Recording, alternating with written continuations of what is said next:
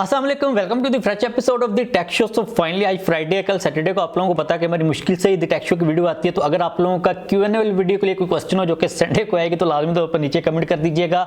इसके अलावा यार मेरे पास ये मी बैंड 7 पड़ा हुआ है, बॉक्स पैक किया है। तो अगर आप लोगों में से किसी ने बाय करना है तो मुझे इंस्टाग्राम के ऊपर मैसेज कर दीजिएगा।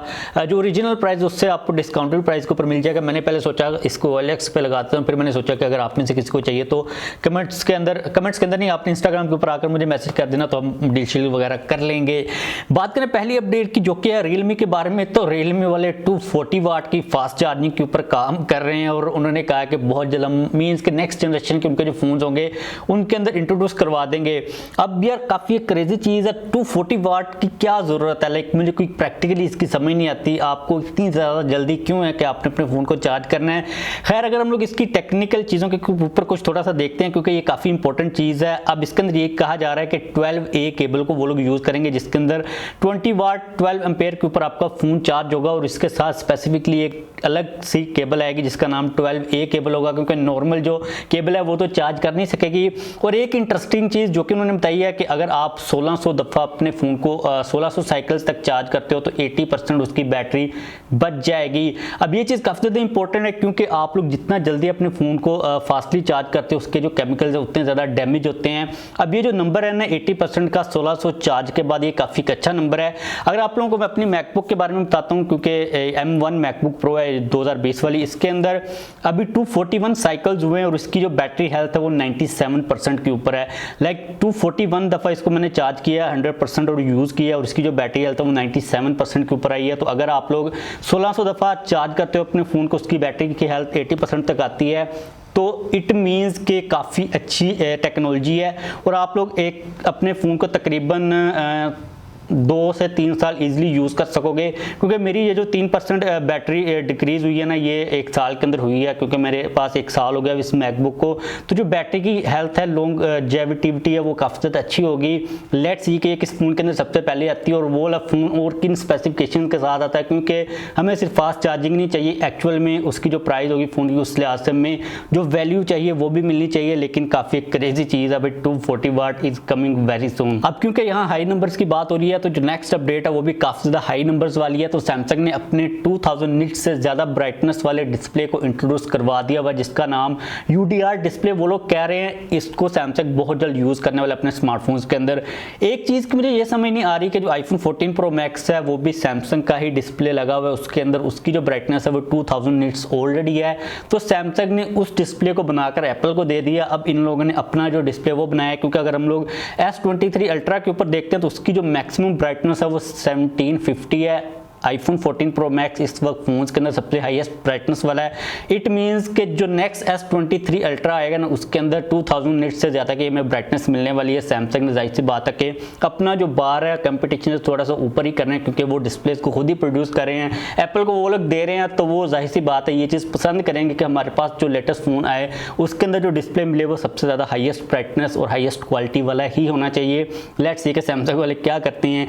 इसके बाद नेक्स्ट अपडेट है इन्फिनिक्स के बारे में। अब बेसिकली जो CES 2023 चल रही है ना, कंज्यूमर इलेक्ट्रॉनिक शो चल रहा है जो कि अमेरिका के अंदर हर साल इस किस्म की एग्जीबिशन होती है, उसके अंदर ये सारी की सारी अपडेट्स आ रही हैं। जो तीसरी अपडेट्स है वो भी वहीं से ही आ रही है जो कि इन्फिनिक्स के बारे में। तो इन्फिनिक्स ने रिसेंटली JBL के साथ पार्टनरशिप की है साउंड के मामले के अंदर। आपको पता है कि इससे पहले काफ़ी सारे ब्रांड्स JBL के साथ काम करिए स्पीकर्स वगैरह को लेकर। तो नेक्स्ट जनरेशन के इन्फिनिक्स के जो फोन आएंगे उनके अंदर JBL के स्पीकर्स को यूज़ किया जाएगा। अब इसके अंदर नोट सीरीज भी हो सकती है, 0 सीरीज वगैरह भी हो सकती है। लेट्स सी कि एक स्पीकर लगाते हैं या डोल लगाते हैं, क्योंकि इन्फिनिक्स जो है ना स्पीकर एक लगा देता है नीचे और ऊपर थोड़ा सा छोटा सा सपोर्ट देता है स्पीकर की। लेकिन जो एक्चुअल में हाई एंड क्वालिटी स्पीकर्स हैं वो फोन्स के अंदर आते हैं मिड रेंज के अंदर, स्पेशली तो ऊपर नोट सीरीज के अंदर या फिर नहीं आते, ये बात की बात है। लेकिन उन लोगों ने जो पार्टनरशिप है वो फॉर श्योर कर ही ली हुई है। इसके बाद हमारी जो फोर्थ अपडेट है ना ये भी CES 2023 से ही आ रही है, लेकिन ये पहले वाली 3 अपडेट से ज़्यादा इंटरेस्टिंग और हमारे लिए ज़्यादा यूजफुल होने वाली है। आप लोगों को पता है कि पिछले साल एप्पल ने iPhone 14 सीरीज के अंदर में सैटेलाइट की कनेक्टिविटी दी। उसका यूज़ ये है कि आप लोग फॉर एग्जांपल किसी ऐसी जगह के ऊपर फंस जाते हो जहां पर आपका कोई नेटवर्क नहीं आ रहा, तो आप लोग सैटेलाइट के थ्रू किसी भी इमरजेंसी सर्विस को कॉल कर सकते हो। खुदा न खास्ता आपको किसी किस्म का कोई भी मसला आता है। अब जो एंड्रॉयड वाले वो पीछे नहीं रह सकते थे, इस न्यूज़ को हम लोग पहले भी डिस्कस कर चुके हैं कि एंड्रॉयड के अंदर ये वाला फीचर आने वाला है, लेकिन अब प्रैक्टिकली ये वाली टेक्नोलॉजी क्वालकॉम ने इंट्रोड्यूस करवा दी हुई है स्नैपड्रैगन सैटेलाइट के नाम से। मतलब कि क्वालकॉम वाले सबसे पहले एंड्रॉयड के फोन्स के अंदर इस सैटेलाइट की कनेक्टिविटी का जो कनेक्शन है वो लेके आने वाले हैं। अब इसके अंदर सीन बेसिकली ये होगा कि आपको अगर फॉर एग्जांपल खुदा ना खास्ता आप किसी इमरजेंसी के अंदर आपका नेटवर्क नहीं आ रहा, आपके पास कोई भी इंटरनेट मौजूद नहीं है, तो आप लोग क्वालकॉम के फोन को अगर यूज करे हो, मतलब उनका कोई प्रोसेसर लगा हुआ है, तो आप लोग सैटेलाइट की कनेक्टिविटी के थ्रू मैसेज वगैरह सेंड करके इमरजेंसी की सर्विस को बुला सकोगे।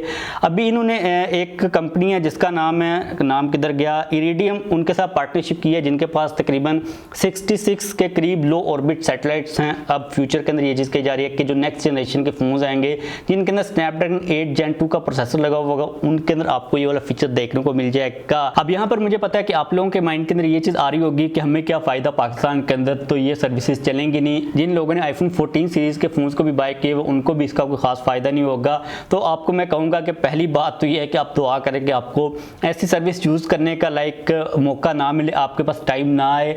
और दूसरी जो बात है वो आपकी ठीक है, पाकिस्तान के अंदर मुझे नहीं लगता कि इस सर्विस को, इस लेवल की जो सर्विस है आपको मिलने तक कोई नज़दीक के अंदर कोई ऑप्शन है।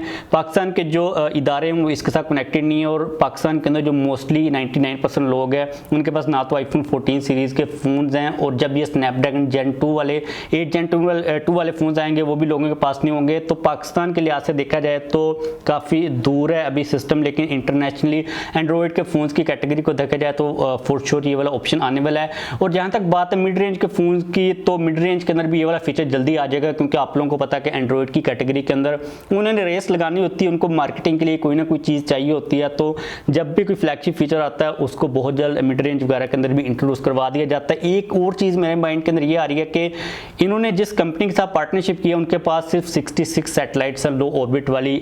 स्टारलिंक के पास 3500 से 4000 ऑलरेडी फेर रही हैं, और उन लोगों ने तकरीबन 7 से 8000 सैटेलाइट्स को आने वाले 1-2 सालों के अंदर ऑर्बिट के अंदर भेज देना। तो स्टारलिंक का जो इंटरनेट है या फिर उनका जो कनेक्शन है वो कितना ज़्यादा स्ट्रॉन्ग होगा जब उनका फ़ोन आएगा, जब उसके अंदर में ये वाला ऑप्शन मिलेगा। तो भाई मुझे लगता है कि एक पूरा रेवोल्यूशनरी टाइप का सीन होने वाला है।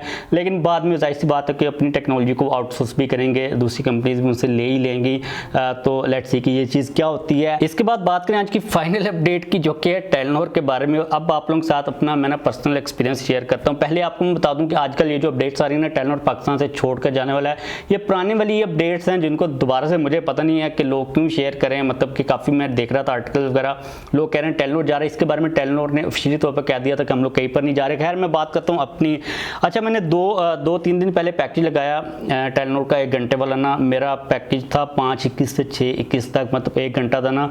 और मुझे मैसेज आता है 6:09 के ऊपर कि आपने स्टैंडर्ड रेट के ऊपर डाटा इस्तेमाल किया। उसके बाद फौरी मैंने मैसेज किया, मैंने कहा चेक करूं कि मेरा डाटा कितना बचा हुआ है। तो मुझे कहते हैं कि आपका 300 MB डाटा बचा हुआ है, और साथ ही मुझे मैसेज ये भी कर रहे हैं पहले कि आपने स्टैंडर्ड रेट के ऊपर डाटा इस्तेमाल किया, और मेरा बैलेंस भी इन लोगों ने काट लिया। मतलब कि बैलेंस काट लिया, डाटा मेरा मौजूद है, टाइम भी पड़ा हुआ है, और बैलेंस भी मेरा ये काट रहे हैं। उसके बाद मैंने सोशल मीडिया के ऊपर पोस्ट की, तो मुझे इन्होंने ट्विटर के ऊपर मैसेज किया कि सर आपका क्या मसला है। और मुझे आगे से कहता है कि आपके नंबर के ऊपर खुशहाल बीमा सर्विस वगैरह लगी हुई है, जो कि मैंने कभी लगाई नहीं है। ये कब लगी है मुझे याद नहीं है। कहते हैं हम इसको अनसब्सक्राइब कर देते, उन्होंने अनसब्सक्राइब भी कर दी। लेकिन मुझे ये चीज़ की समझ नहीं आई कि जब मेरा डाटा बचा हुआ है, उसका टाइम भी पड़ा हुआ है, तो स्टैंडर्ड रेट पे मैंने डाटा भाई कैसे इस्तेमाल कर लिया, ये चीज़ की मुझे समझ नहीं आई। तो ये वाले काम ये कर रहे होते, इससे पहले भी मेरे साथ काफ़ी दफ़ा हो चुका हुआ है, लेकिन मैंने कभी ये चीज़ नोटिस नहीं की थी। इस दफ़ा मेरे साथ हुआ, मैंने थोड़ा सा टाइम शाइम जाकर देखा और डाटा भी मैंने चेक कर लिया। तो भाई अगर आपका फ्यूचर के अंदर इस किस्म का कोई सीन होता तो कंप्लेंट करें। लेकिन भाई ये काफ़ी शेडी सा बिजनेस है। मुझे लगता है कि इससे पहले भी उन्होंने मुझे मेरा बैलेंस ऐसे ही काट लिया था, और मुझे कहते हैं कि आपने डाटा ऑन किया, जबकि मैंने डाटा ऑन ही नहीं किया था। तो भाई मेरी सिंपल सी आपको ओपिनियन ये है कि आपके हालात वैसे भी ठीक नहीं चल रहे, कोई तौबा शुबा करें, आपके हालात में भी ठीक हो जाएं और मुल्क के भी हालात ठीक हो जाएं। लेकिन अगर आपने यही काम करना ना, तो फिर कंपनियाँ भी बिक जाती हैं, आपका बिजनेस भी डूब जाते हैं, और बददुआ भी किसी की लग जाती है। मेरा पैसा तो वापस नहीं आया, लेकिन मेरे बददुआ दवा तो मैंने आपको दी ही होगी। तो ऐसे ये अक्सर मैंने देखा सोशल मीडिया के ऊपर भी कि ऐसे सर्विसेज को ऑन कर देते हैं, किसी ने सब्सक्राइब भी नहीं किए होते। डिफरेंट कंपनीज और कंपनीज के बारे में भी कंप्लेंट्स आ रही होती हैं, क्योंकि मैं टेलीनॉर को यूज़ करता हूँ, मेरे साथ पर्सनली तौर पर ये हुआ है। तो भाई कोई तौबा शुबा करें कंपनीज वाले, कोई मुल्क के हालात ठीक हों और आप लोगों के भी हालात ठीक हो। तो बस आज के लिए यही अपडेट्स आ रही थी, वीडियो को खत्म करते हैं। क्वेश्चन हो तो पूछ लीजिएगा, लाइक कर दीजिएगा, चैनल को भी सब्सक्राइब कर लीजिए।